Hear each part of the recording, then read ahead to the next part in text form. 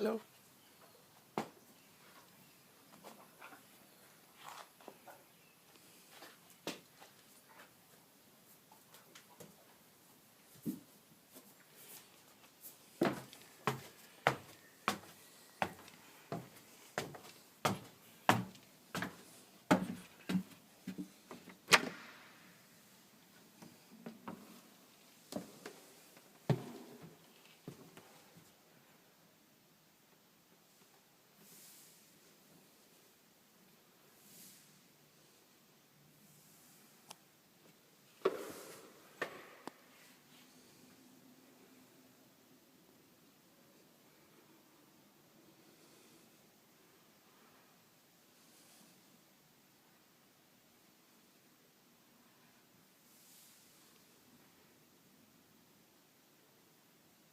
My name is Barbara Dilley, and I'm here at the Silo Contemplative Dance Retreat in Bucks County, Pennsylvania.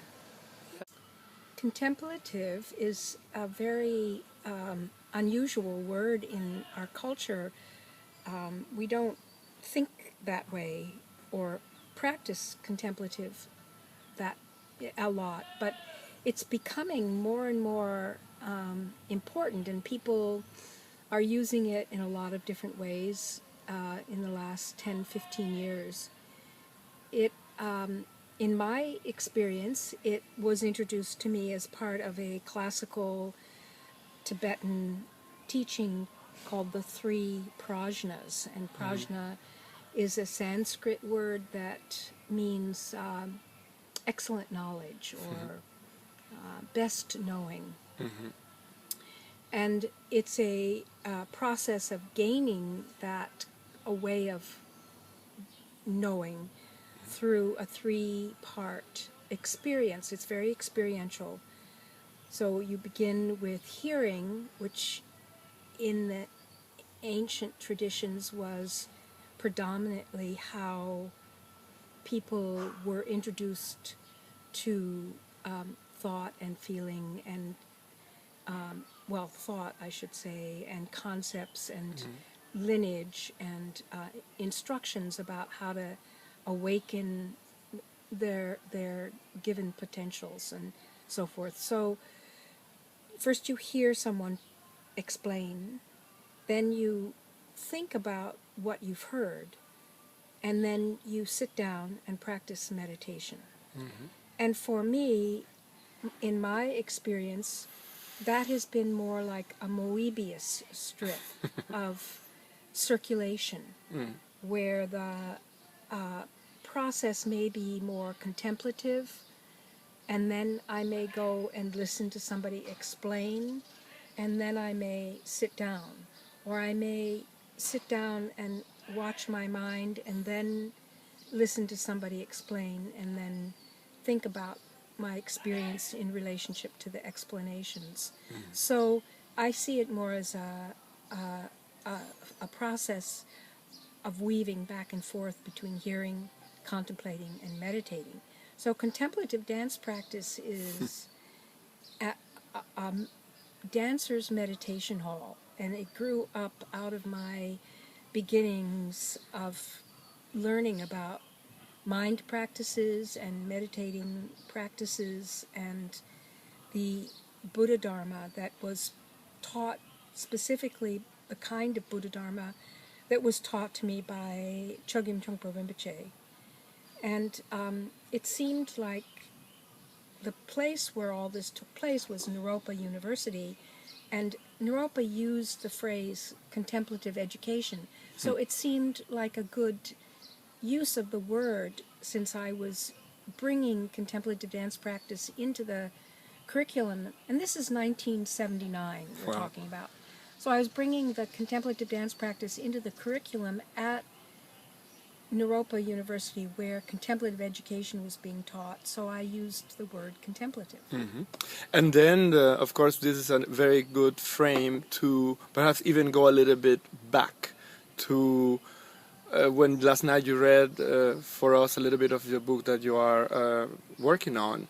And you also talk about it's an investigation of the mind, but something that perhaps is some kind of things that is very relatable, things that you took from New York or what was going on in New York to Naropa after you were invited, in relationship with what was going on with the Grand Union and groups. So how do you relate perhaps this kind of linkage?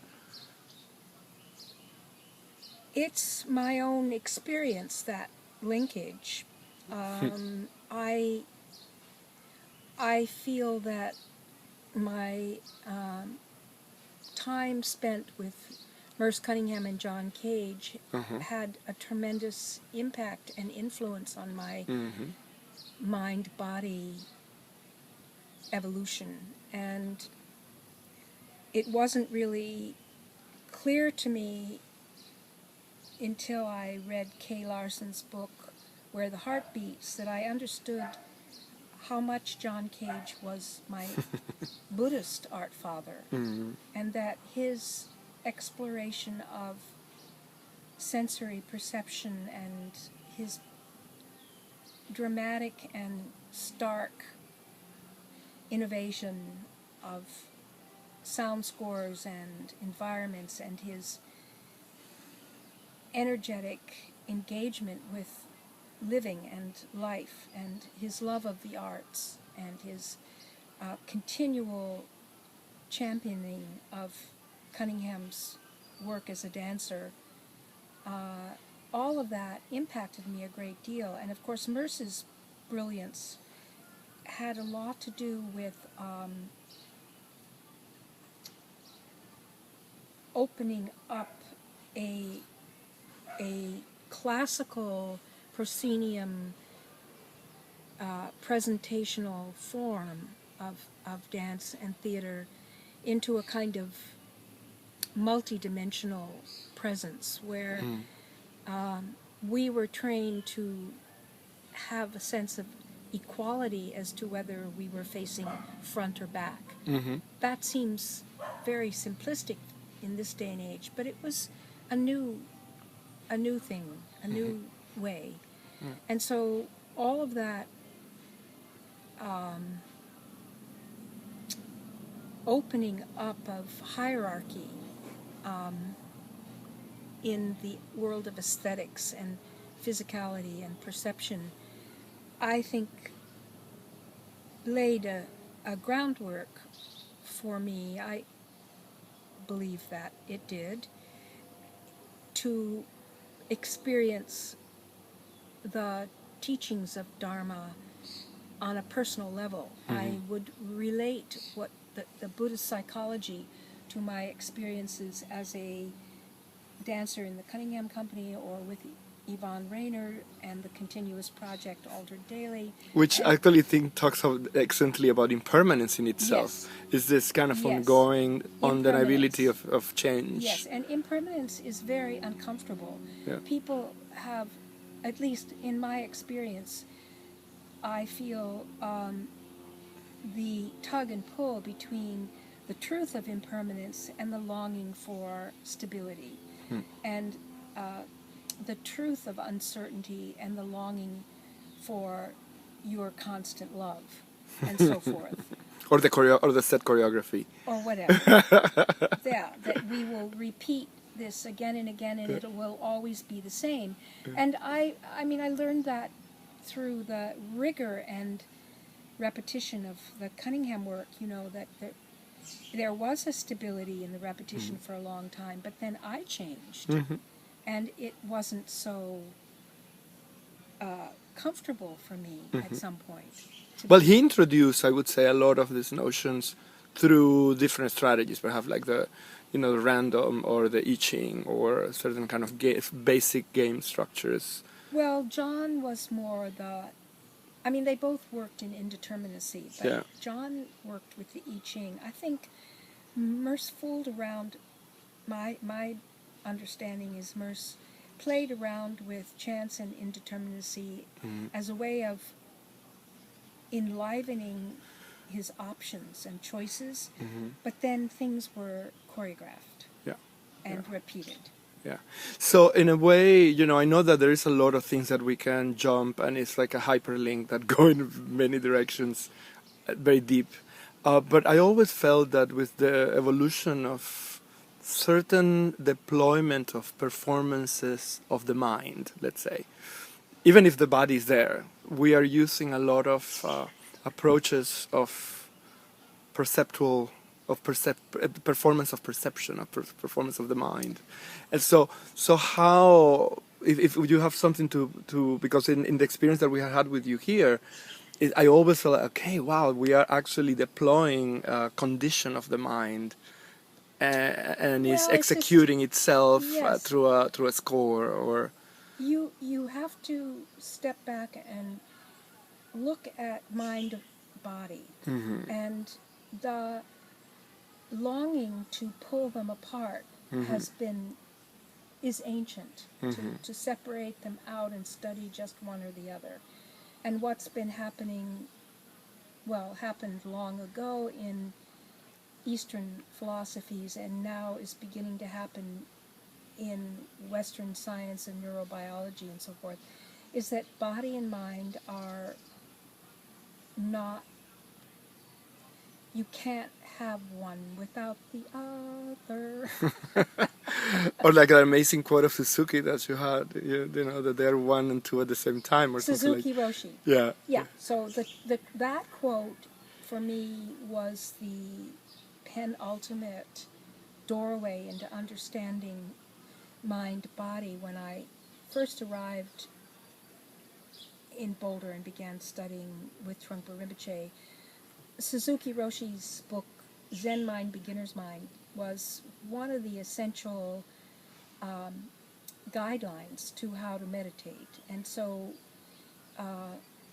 reading the opening chapter of that book he's discussing mind and body. And he uses what I later learned was a pretty classical Zen double negative type of situation. But the quote itself, I don't know all of it, but the quote that I love, you can go and look up if you like. It's body and mind are not two and not one. Is a koan in itself, yeah. So if you actually experience, first of all, the not two, okay, I get that. Then there's the and then there's the not one, and then you're caught, or I'm caught, because I could ride with the discussion of not two, but by putting in the and then the not one, things start shaking. There's a shimmer going on. Yeah, it's the paradox. A paradox, or a uncertainty principle enters in, and it has a lot to do with what I've termed the space between, and I think the dancing thinking world lies in that space between not two and not one.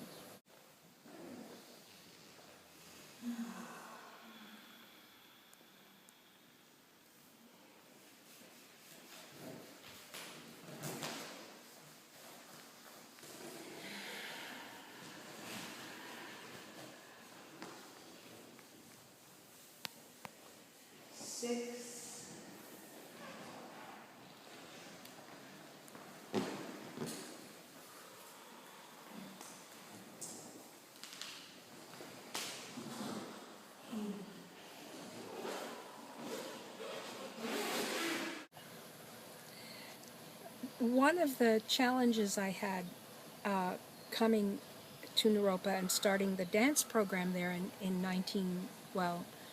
I started teaching in 74 and came back in 75, and then we designed the program and it started in January of 76. But one of the challenges was to not use only Tibetan Dharma or Buddha Dharma, but to find the natural wisdom of other humans, so that students were given a broader palette of language and of imagery and not force-fed Buddha Dharma, which still struggles with this issue of religiosity. Anyway, I fell into love of Gertrude Stein's essay, Composition as Explanation, and I ended up with a kind of pith excerpt of that I use all the time, and it holds a lot of this process-based, present moment-based, and tradition-based experience. So the quote is, beginning again and again, using everything, and continuous present.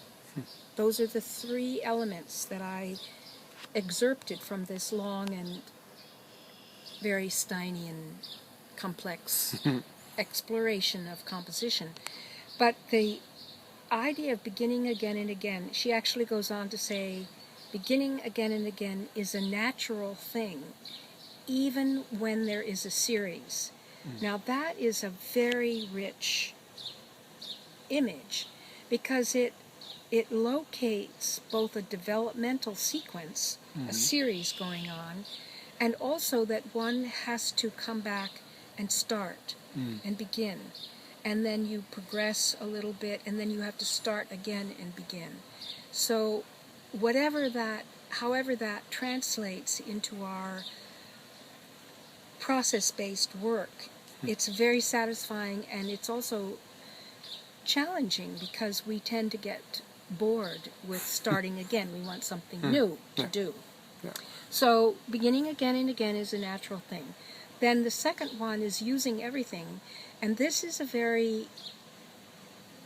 this is really helpful in improvisation, composition, education. You want your students to start to list out what they already know, to be able to use what they already know when they're exploring the research of improvisation, whether it's other vocabulary, other kinds of physical training, other intellectual studies, other scientific rigor, whatever they've been doing, you can use everything in the creative process that Gertrude is holding the field for here. And then the last one is this beautiful phrase, continuous present. So one of the notions of time that I love in the Buddha Dharma is this concept of present moment. That is raining. It's raining! That is raining. Yeah, so we leave it like that, or a little bit of the rain. There's a little bit of the rain, and then we'll have the continuous present. We'll just have to pick it up again.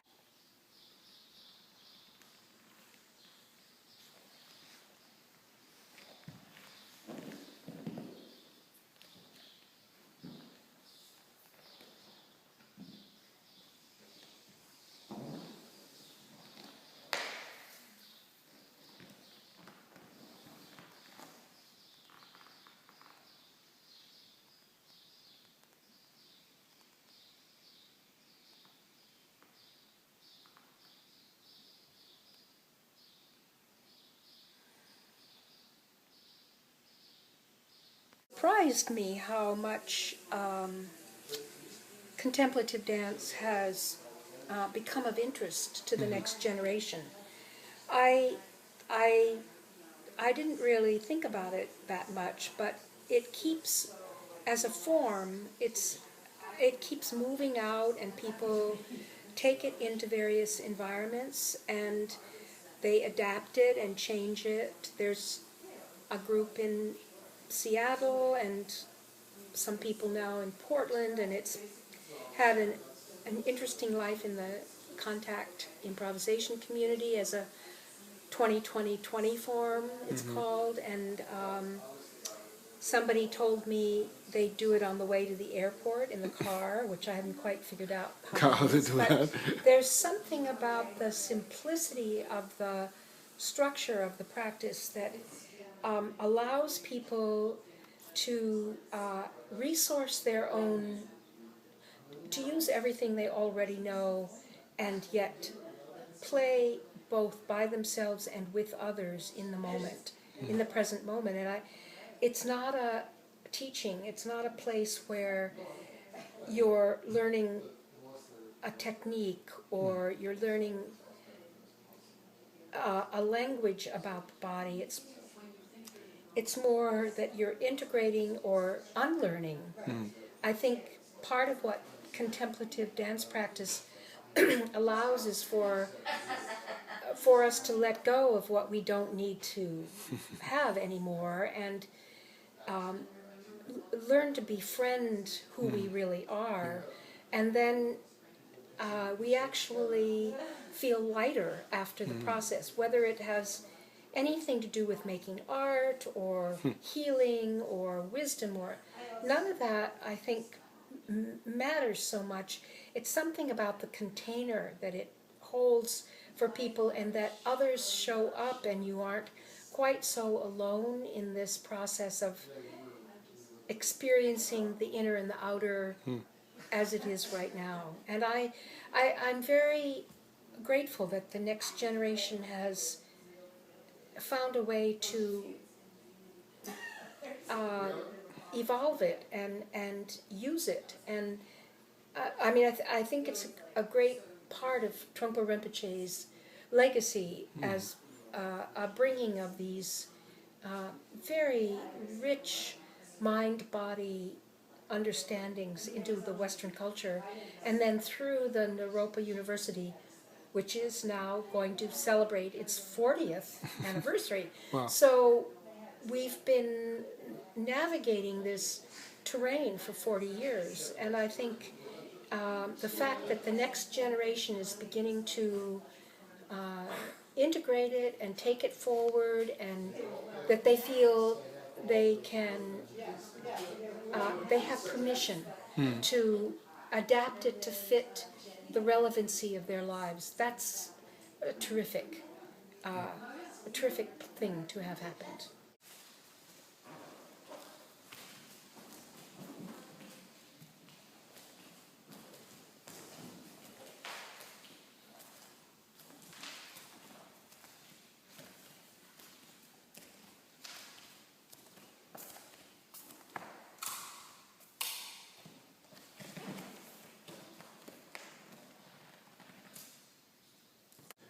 The book project is really a legacy of this process I've been engaged in terms of the classroom and students who come who are interested in, the word is embodiment and creative process. Yeah. So I think there is a natural feeling of expressivity that we have as human beings. We're gifted storytellers, really. Whether we're doing it through movement gesture or song or ancient poems or contemporary wildness. Okay. So what the classroom has been for me is this research lab into the most simple and the most basic of skills for organizing and patterning expression through body language. So, okay, so my background is dance. It's classical dance, ballet, into Cunningham and modern, and then the wondrous world of Judson and Yvonne Rainer and the Grand Union, and what we then called improvisation, which was spontaneously making it up in response to an atmosphere that we were in, dancing in the moment. And that kind of expressivity is something that every generation longs to do, whether they do it through body or speech or music or poetry, however. Yeah. So the classroom that I'm been Even ritual, I would say. ritual, healing, those things are much more prevalent today in relationship. They're relational or cross-disciplinary, ritual, healing, expressive work, performative work. So the classroom has been predominantly performance lineage, but I see it also as a mode of knowing, that the body mind, these body mind practices of learning to be in space and use eye practices, learning to see clearly, look directly, have peripheral vision, be in relationship with others in a non-verbal process of making stuff, all of that generates a kind of grounded sanity for just being comfortable with being a human being.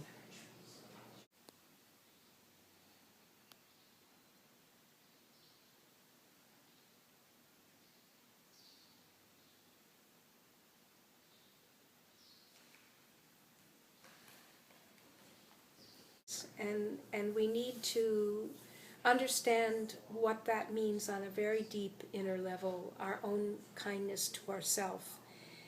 Without that kind of affection for who we are, we cause trouble for other people. And I believe there is a great deal of possibility for us to be kind and to develop a kind of appreciation for the natural goodness that we do have.